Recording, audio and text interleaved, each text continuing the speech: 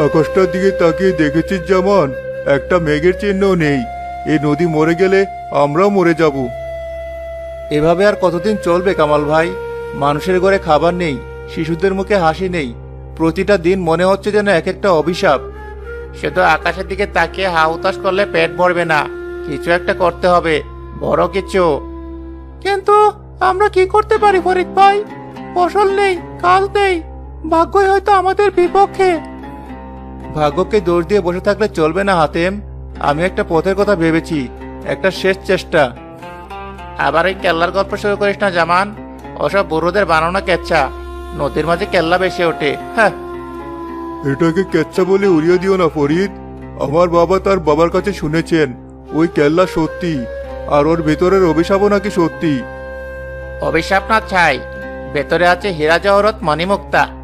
একবার যদি হাতে পাই তাহলে এই গ্রাম না 10টা গ্রাম কিনে নিতে পারবো। তখন আর আকাশের দিকে তাকিয়ে থাকতে হবে না। আমি 10টা গ্রাম কিনতে চাই না ফরিদ, আমি শুধু আমাদেরই গ্রামটাকে বাঁচাতে চাই, মানুষের মুখের হাসি ফিরিয়ে আনতে চাই। কেল্লার বিষয়টা সত্যি হলে ওই ধন সম্পদ কেবল নিঃস্বার্থ মানুষই পেতে পারে। নিঃস্বার্থ? আরে বাবা, পেটে ভাত না থাকলে নিঃস্বার্থগিরি দিয়ে কি হবে? আগে নিজের পেট, তারপর অন্যেরটা, এটাই দুনিয়ার নিয়ম। ওই কেল্লার নিয়ম আলাদা ফরিদ। লোভ নিয়ে ওখানে যে গিয়েছে সে আর ফিরেনি। নদীর গভীরতা তাদের চেনে। সত্যি কি মানুষ হারিয়ে যায় কামাল চাচা? হারিয়ে যায় বললে কম বলা হবে। কেউ নাকি দেয়ালের সাথে মিশে পাথর হয়ে যায়, কেউ অতল অন্ধকারে মিশিয়ে যায়। ওটা ধনরত্নের গুহা নয়, ওটা হলো আত্মার পরীক্ষা। আমি সেই পরীক্ষা দিতে রাজি। যদি আমার জীবনের বিনিময়েও গ্রামটা বাঁচে, আমি খুশি। আজ পূর্ণিমা, মুরব্বীদের কথা অনুযায়ী আজ রাতেই কেল্লা জেগে উঠবে। আমাদের যেতেই হবে। হ্যাঁ, যেতে হবে। ওসব ভয় দেখে আমাকে দমানো যাবে না। আমি আমার ভাগ্য নিজের হাতে লিখব। জামান, তুই যদি গ্রামের জন্য যাস, আমি যাব আমার নিজের জন্য। উদ্দেশ্যে যাই হোক, পথ তো একটাই। জামান ভাই গেলে আমিও যাব, আপনার সাথে আমার কোনো ভয় নেই। তোমরা সবাই যখন সিদ্ধান্ত নিয়েই ফেলেছো, তখন আমি বুড়ো মানুষটা তোমাদের একা ছাড়ি কি করে? নদীর গতিপথ আমার চেয়ে ভালো কেউ চেনে না। কিন্তু আমার কথাটা মাথায় রেখো, লোভ যার মনে বাসা বাঁধবে, নদীর তলই হবে তার শেষ বাসা। আপনার সাহায্যের খুব প্রয়োজন কামাল ভাই। চলুন প্রস্তুতি শুরু করি। সন্ধ্যা নামার আগে আমাদের নৌকায় উঠতে হবে। হ্যাঁ হ্যাঁ, চলো। আজ রাতে আমার ভাগ্য বদলাবে। দেখবে তোমরা, এই ফরিদে একদিন কত বড় মানুষ হয়।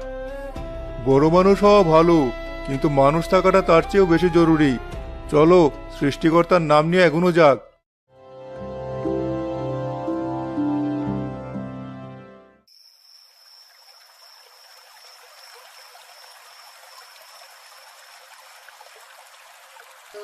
কামাল চাচা, চারদিকে কি ভীষণ অন্ধকার। নদীর জল যেন আজ কালো হয়ে গেছে। আমার কেমন ভয় ভয় করছে। ভয়কে জয় করতে না পারলে ওই কেল্লার দরজা পেরোতে পারবে না হাতেম। মন শক্ত করো, পূর্ণিমার আলোয় নদী আজ অন্যরূপ নিয়েছে। ভয় কিসের? আজ তো আমাদের উৎসবের রাত। ওই দেখো, দূরে কি যেন একটা ভেসে উঠছে, পানির উপর ছায়ার মতো। ওটাই কি সেই কেল্লা? হ্যাঁ, ওটাই। দেখো কেমন ধীরে ধীরে নদীর উপর জেগে উঠছে, যেন হাজার বছরের ঘুম ভেঙে আড়মোড়া ভেঙেছে এক দৈত্য। সাবধান, স্রোত বাড়ছে। শক্ত করে ধরে বসো সবাই। কেল্লা যখন জাগে তখন নদীর মেজাজ ভালো থাকে না। সে তার বুকের ভেতরে রহস্যকে আড়াল করতে চায়। দেয়ালগুলো থেকে কেমন সবুজ আলো বেরোচ্ছে, শ্যাওলাগুলো যেন জ্বলছে। এটা তো অবিশ্বাস্য। ভেতরে কত সোনাদানা থাকলে বাইরের দেয়ালও তার আলো ঠিকরে পড়ে। ভাবো একবার। আমার তো আর তর্স হচ্ছে না। কামাল চাচা, তাড়াতাড়ি নৌকা বেড়ান। অধৈর্য হয়েও না ফরিদ, কেল্লার চারপাশে ঘূর্ণি তৈরি হচ্ছে। একটু ভুল হলেই আমাদের এখানেই সমাধি হবে। আমাকে আমার কাজ করতে দাও।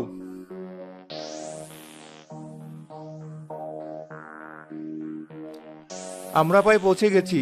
ওই দেখুন, একটা বড় দরজা দেখা যাচ্ছে, কিন্তু ওটা তো বন্ধ। খুলবো কিভাবে?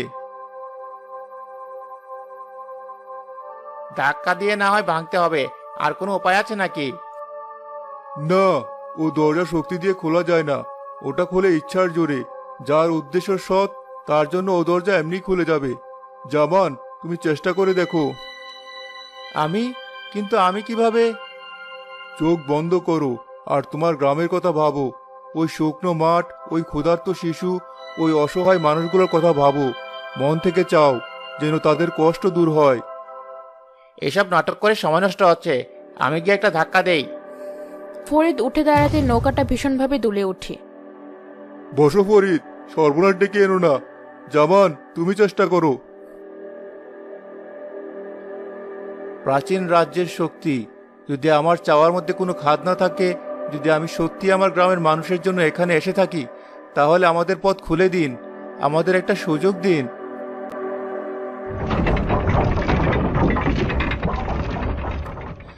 জামান ভাই দেখুন, দরজাটা নিজে থেকে খুলে যাচ্ছে। বাহ, তাহলে তোমার নিঃস্বার্থ ভাবনার জোর আছে দেখছি। চলো, আর দেরি কেন, ভেতরে ঢোকা যাক। মনে রেখো, এটা প্রথম ধাপ মাত্র। আসল পরীক্ষা এখনো বাকি। পা ফেলার আগে 10 বার ভাববে। লোভকে এক মুহূর্তের জন্য মনে জায়গা দেবে না।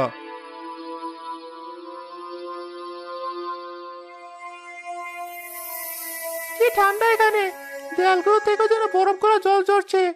কি ভীষণ নিস্তব্ধতা, নিজের নিঃশ্বাসের শব্দ পাহাড়ের মতো ভারী লাগছে। আরে ধর, এসব দেখে ভয় পাওয়ার কি আছে? সামনে এগো, নিশ্চয় কোনো গুপ্তপথের শেষে রাজার কোষাগার আছে। দাঁড়াও ফরিদ, তাড়াহুড়া করো না। দেখছো না সামনে কতগুলো রাস্তা? কোনটা দিয়ে যাব? সবই তো একই রকম অন্ধকার লাগছে। এটা দাদার শুরু। ভুল পথে এক পা বাড়ালেই দেয়ালগুলো বন্ধ হয়ে যাবে। চিরদিনের জন্য এখানেই আটকা পড়তে হবে। তাহলে সঠিক পথ কোনটা জ্ঞানী কামাল চাচা? আপনার বইতে কিছু লেখা নেই? যে পথ আলোর দিকে নিয়ে যায় সেটাই সঠিক পথ, কিন্তু এখানে তো কোনো আলো নেই। আলো নেই, কিন্তু বাতাস আছে। আপনারা কি অনুভব করতে পারছেন? বাম দিকের রাস্তাটা থেকে একটা হালকা ঠান্ডা বাতাস আসছে, অন্য দুটো পথ একদম বন্ধ। হ্যাঁ জামান ভাই, আমিও পাচ্ছি। মনে হচ্ছে যেন ওই পথটা কোথাও খোলা আকাশের সাথে যুক্ত। বাতাস আবার পথ দেখায় নাকি?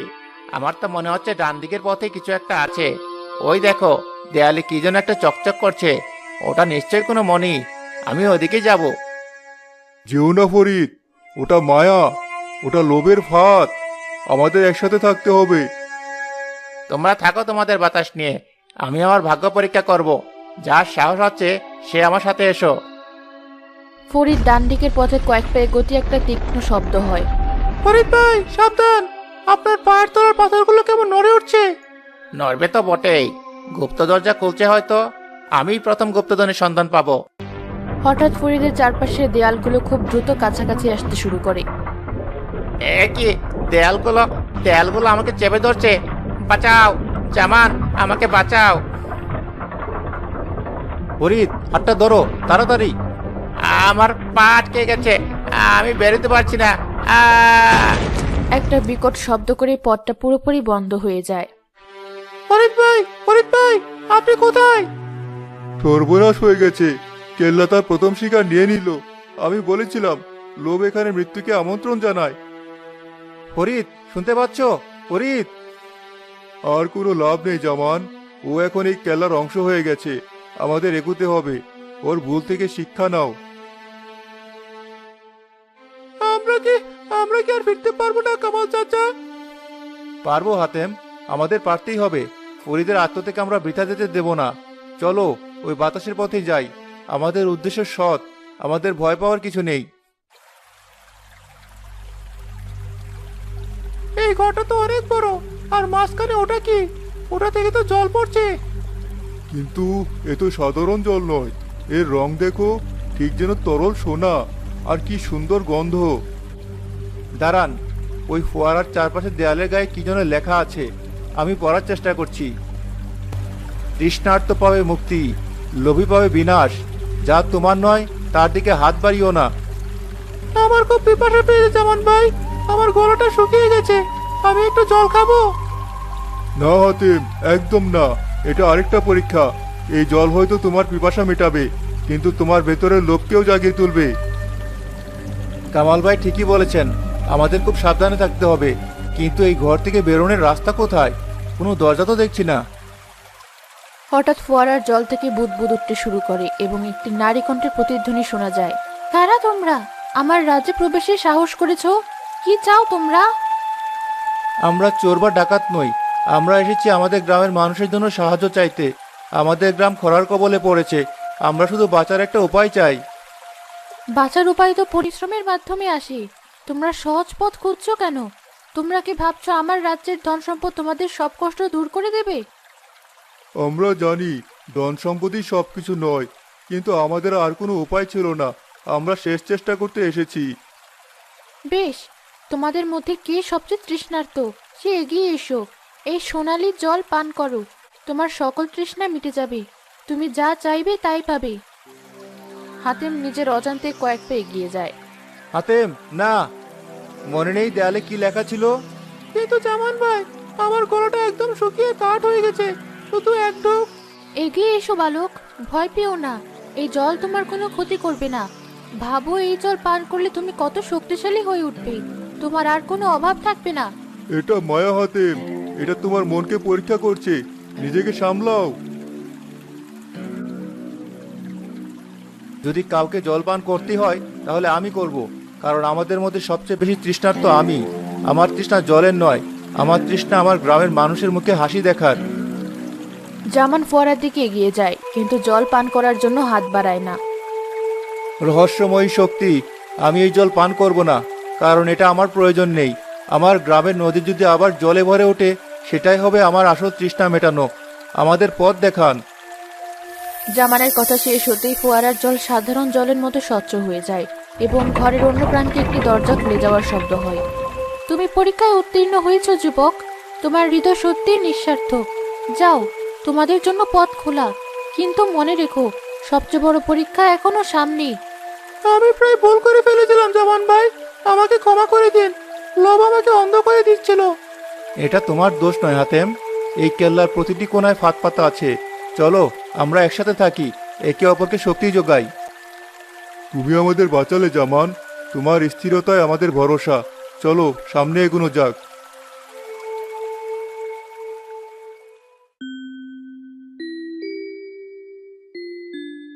এই ঘরটা এত শান্ত কেন? চারদিকে এত মণিমুক্তা, হীরা জহরত ছড়িয়ে আছে, কিন্তু কোনো পাহারাদার নেই, কোনো ফাঁদ নেই। দেখুন, ওই মাঝখানে রাখা জিনিসটার আলোয় তো পুরো ঘর আলোকিত হয়ে আছে। ওটাই তাহলে সে মহাধনরত্ন, যার কথা বইয়ে লেখা আছে পৃথিবীর সবচেয়ে দামি রত্ন।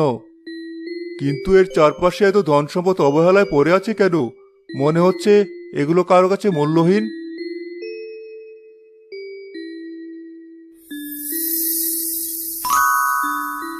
এর আলোটা কি সুন্দর, চোখের আরাম হচ্ছে। মনে হচ্ছে যেন হাজারো মায়ের দোয়া একসাথে মিশে আছে এর ভেতর। আমি কি একবার ছুঁয়ে দেখো জামান ভাই? না, কোনো কিছুতেই হাত দেওয়ার আগে ভাবো, শেষ পরীক্ষাটা এখানেই হবে। রত্নটি থেকে আলো তীব্রতর হয় এবং একজন রাজার ছায়ামূর্তি তাদের সামনে আবির্ভূত হয়। অবশেষে শত শত বছর পর এমন কেউ এলো যার হৃদয় কাচের মতো স্বচ্ছ।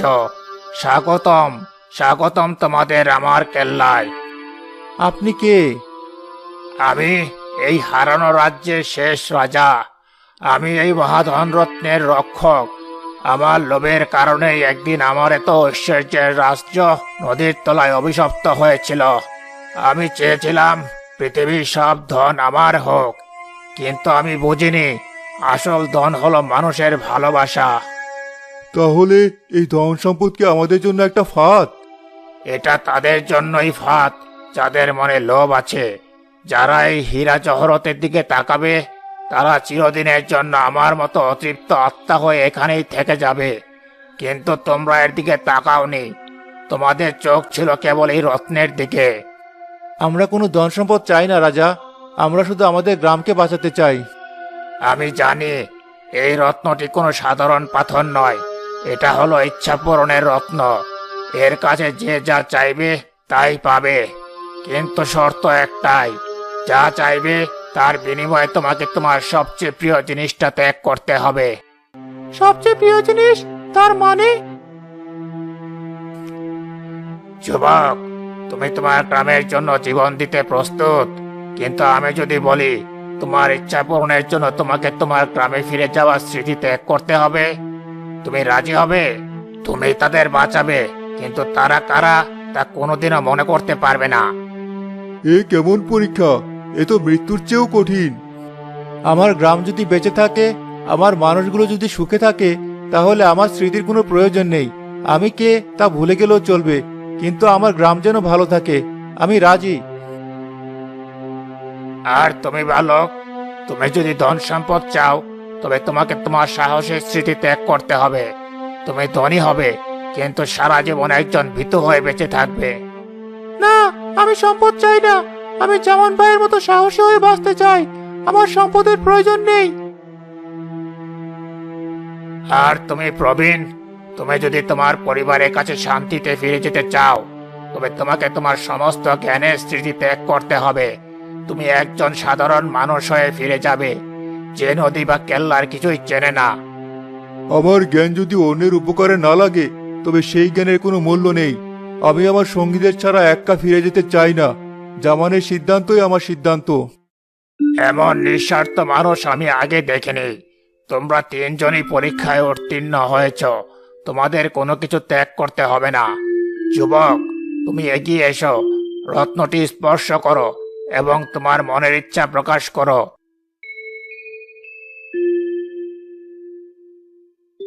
আমি আমার জন্য কিছু চাই না। আমার গ্রামকে তার পুনর্রূপে ফিরিয়ে দিন। তার নদী জলে ভরে দিন। তার মাঠ ফসলে ভরিয়ে দিন। প্রতিটি মানুষের কষ্ট দূর করে দিন। রত্নটি দপ করে জ্বলে ওঠে, পুরো কেল্লা কাঁপতে শুরু করে। তোমাদের ইচ্ছা পূরণ হয়েছে, এবার তোমরা ফিরে যাও। এই কেল্লা আবার নদীর গভীরে মিলিয়ে যাবে, আর কোনোদিন লোভী মানুষের সামনে জেগে উঠবে না। যাও, তাড়াতাড়ি যাও।